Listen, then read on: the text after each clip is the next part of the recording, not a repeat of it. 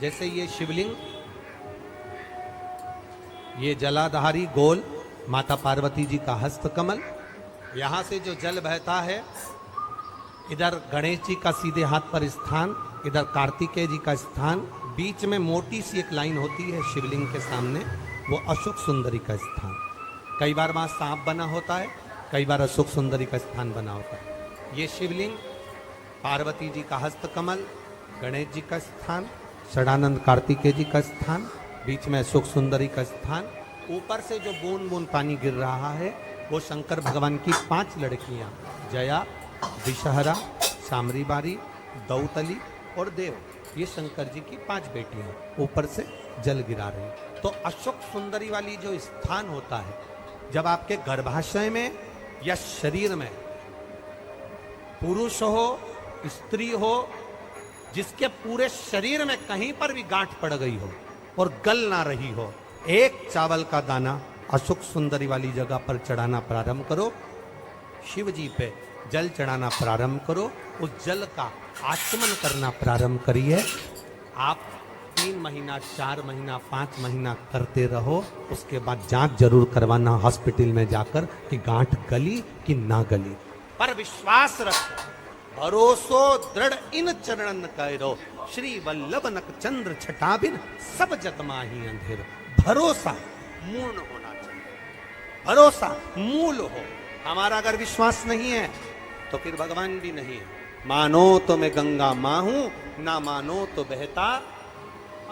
आपका अगर भरोसा कहता है कि मैंने जल चढ़ाया और मेरा महादेव सुनेगा, आपने सोच लिया कि मेरा महादेव सुनेगा, तो महादेव सुनेगा।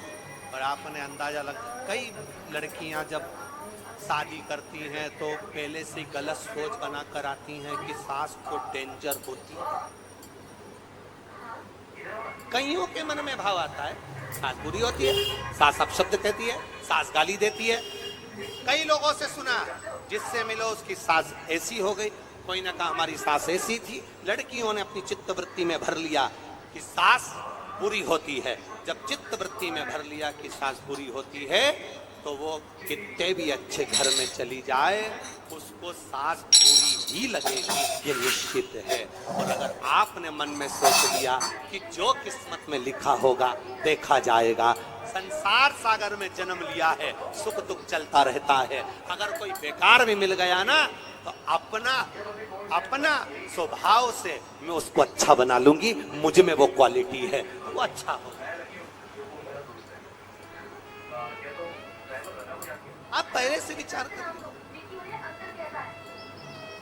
आज के जमाने में लोगों को ना तो लिखना आता है ना विचार करना आता है। एक फेसबुक पर हमको तो आशीष ने बताया, एक फेसबुक पे लिखा हुआ था, एक फेसबुक पर किसी ने लिखा था, आज पुत्र रत्न की प्राप्ति हुई, सभी मित्रों का आभार। क्या लिखा था फेसबुक पे? अरे बोलो तो जम के। आज मेरे घर पुत्र रत्न की प्राप्ति हुई, सभी मित्रों का आभार। अब मित्रों का आभार क्यों दे रहा है? पुत्र दे रहा है कि मित्रों का?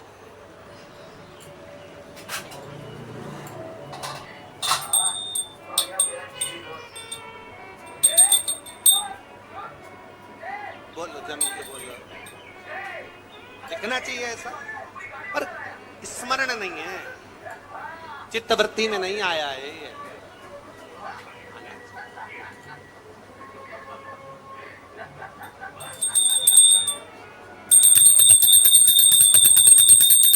चित्तवृत्ति में आना है। आप क्या कर रहे हो, आप क्या प्रदान कर रहे हो, क्या लिख रहे हो, क्या बोल रहे हो, आपकी चिदानंद वृत्ति में ये आना चाहिए कि आप क्या कर रहे हो। आज मेरे यहाँ पुत्र रत्न की प्राप्ति हुई, सारे मित्रों का क्या लिखा, क्या प्रदान किया।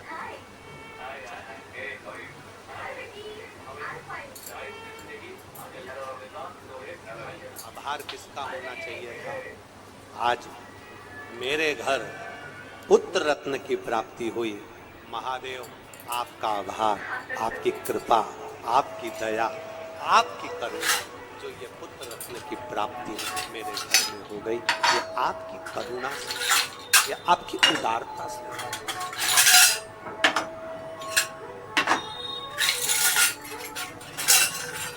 ये आपकी करुणा है, ये आपकी उदारता है।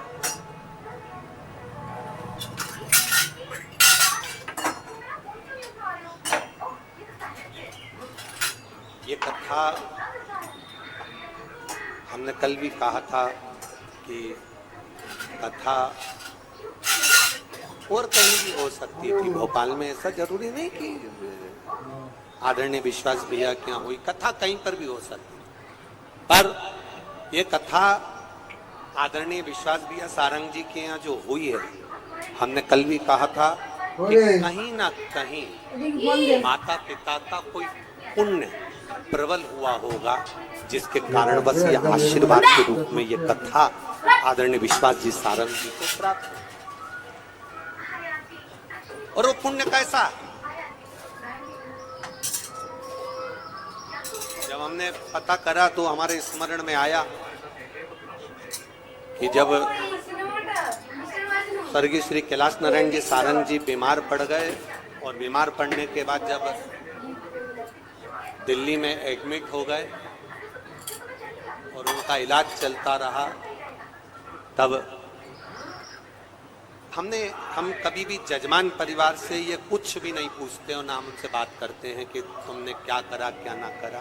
हम तो हमारे जो सेवादार लगे रहते हैं, कार्यकर्ता लगे रहते हैं, उनसे पूछते रहते हैं।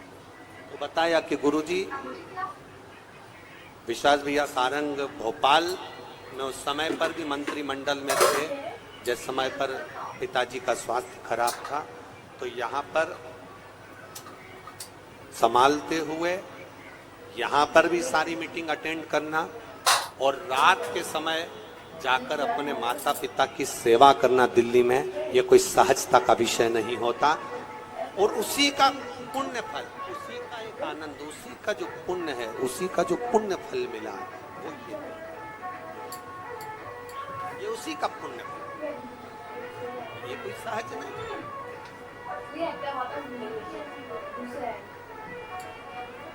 इतनी शिव महापुराण की कथा करी, पूरे भारत में करते रहते हैं, पर पहली शिव महापुराण की कथा ऐसी हुई है जिसमें रेलवे स्टेशन पर भी भक्तों को लाने के लिए बस लगाई गई।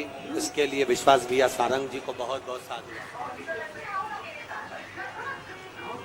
आज तक जितनी कथा हुई उस किसी कथा में कहीं पर भी रेलवे स्टेशन से कथा स्थल तक लाने के लिए भक्तों के लिए बस नहीं लगी, पर पहली कथा ऐसी थी जिसमें भोपाल के रेलवे स्टेशन से भक्तों को यहाँ तक लाने के लिए बसों को निःशुल्क चलाया गया। बस जोरदार ताली बजा, बहुत बहुत साधुवाद, बहुत बहुत।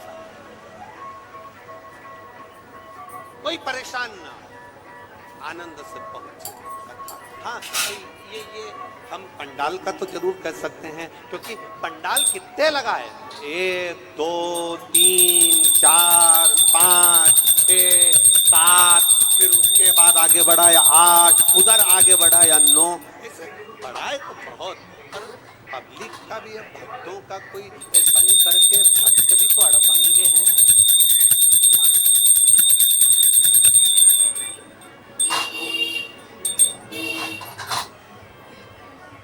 मेरा विश्वास कहता है जितने पुलिस के कर्मचारी लगे हैं ना, ये भी टेंशन में होंगे, ये आ कहां से रहे हैं।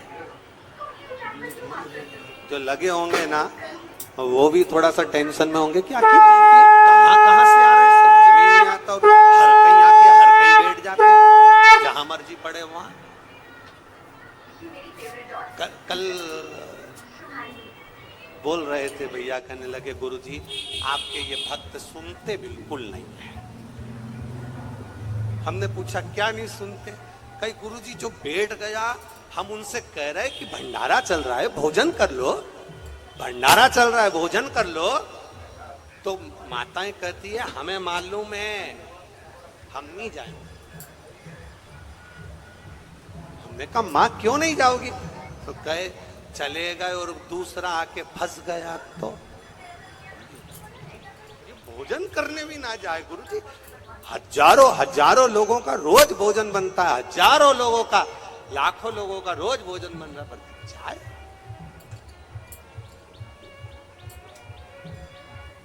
दंडवत प्रणाम आपको, प्रणाम। आपकी अविरल भक्ति को नमन करता हूं, आपकी श्रद्धा को नमन करता हूं, आपके विश्वास को नमन करता हूं। धन्यवाद, बहुत बहुत।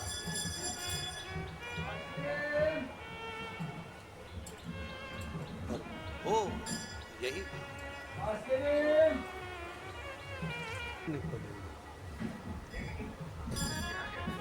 आप इस पुण्य को ले, मैं आपको पुण्य देना चाहता हूँ। आवाज पार्वती जी काशी के मध्य में गंगा का पावन तट, जहां पर माता पार्वती जी तप करने के लिए बैठ गई।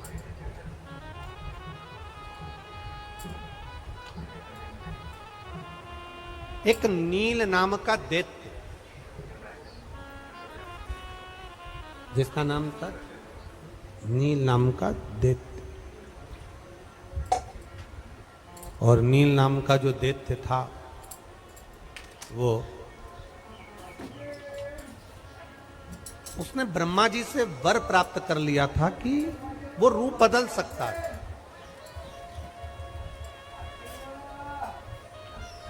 वो अपना स्वरूप बदल सकता था।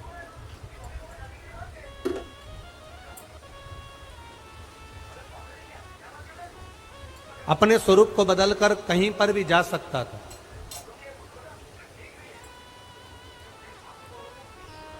अब दैत्य नील जहां पर माता पार्वती जी तप साधना में बैठी थी, कभी वो मगर का रूप रखकर आ जाता, कभी वो पक्षी का रूप रखकर आ जाता, कभी वो पशु का रूप रखकर आ जाता, कभी वो एक कीड़े का रूप रखकर आ जाता। अब नील दैत्य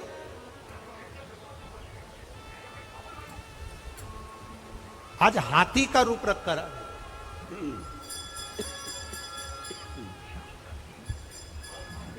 और हाथी का रूप रखकर जब नील दैत्य आया, हाथी का रूप रखकर जब नील दैत्य पहुंचा, तो उसने माता पार्वती जी के चरण कमल को पकड़कर तब साधना से हिलाना चाहिए।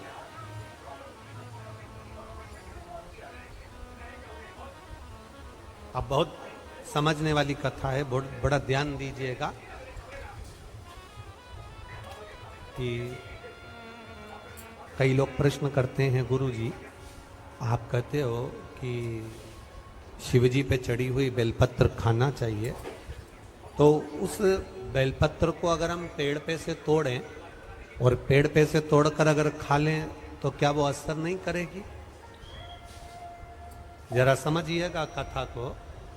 अगर हम पेड़ पे से बेलपत्र तोड़ लें, वृक्ष पे से बेलपत्र तोड़ लें, और वृक्ष पे से बेलपत्र तोड़ने के बाद अगर हम खा लें तो क्या वो असर नहीं करेगी? हम कहते हैं आप मेडिकल पे से गोली ले आओ सिर दर्द की और खा लो। आप मेडिकल पे से पेट दर्द की गोली लो, खा लो, मना नहीं है। पर 2 दिन 3 दिन, एक दिन आपका सिर दर्द बंद हो गया, 2 दिन सिर दर्द बंद हो गया, एक दिन तुम्हारा पेट दर्द बंद हो गया, और वापिस पेट दुखने लगा, वापिस सिर में दर्द होने लगा, तो बोलो डॉक्टर के पास जाओगे कि नहीं जाओगे? अरे बोलो, जम के बोलो जरा, जाओगे ना? फिर डॉक्टर जो दवाई लिखेगा वो खाओगे कि नहीं खाओगे? खाओगे ना। मतलब डॉक्टर की दवाई पर सील लग गई, अब दवाई तुम खाओगे तो वो असर करना प्रारंभ करेगी। अब बार बार ना सिर दर्द होगा ना पेट दर्द होगा। आप ले दवाई, आपने मेडिकल पे से ली, खा ली, आज बंद हो गया पेट दर्द, आज बंद हो गया सिर दर्द, आज बंद हो गया हाथ में दर्द, फिर वापस 15 दिन बाद आ गया, फिर 8 दिन बाद आ गया। पर मेरे देवाधिदेव महादेव को जो बेलपत्र चढ़ाकर हम खाते हैं वो शिव जी का स्पर्श हो जाती है, और शिवलिंग का अगर स्पर्श हो गई तो वो बेलपत्र नहीं रहती, वो शंकर की औषधि बन जाती है जो हमारा कल्याण कर दे। वो औषधि बन गई, और जब वो औषधि बन गई तो हमारा कल्याण निश्चित है। रोग बहुत बड़ा है शरीर में, रोग बहुत बढ़ गया है शरीर में, रोग बहुत बड़ा हो गया है शरीर में। मान लो हो भी गया, दुख आ गया ना, चिंता नहीं। रोग बड़ा हो गया ना, चिंता नहीं। तकलीफ आ गई ना, चिंता नहीं। क्यों चिंता नहीं? क्योंकि सारी समस्या का हल एक लोटा चल। दुख आ गया कोई बात नहीं, समस्या आ गई कोई बात नहीं, तकलीफ आ गई कोई